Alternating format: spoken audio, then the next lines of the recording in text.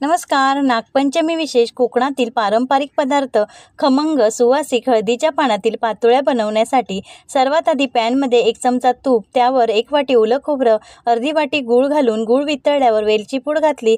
सारण तयार करून थंड होण्यासाठी बाजूला ठेवले.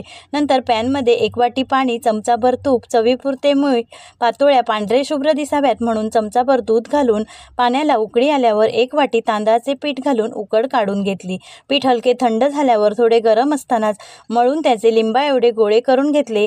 हळदीच्या पानाचे मधून कापून 2 तुकडे करून घेतले. 1 गोळा घेऊन तो परत हातावर मळून पारी करून ती हळदीच्या पानावर ठेवून थालीपीठ थापतो तशी थापून घेतली. नंतर एका बाजूला सारण घालून सारण घातलेल्या विरुद्ध बाजूला पान मधून दुमडून हळूहळू कडा बंद करून घेतल्या. सर्व पातोळ्या करून घेऊन चाळणीत ठेवून 15 ते 20 मिनिटे झाकण ठेवून वाफवून घेतल्या. थंड झाल्यावर ताटात काढून घेतल्या. खमंग सुवासिक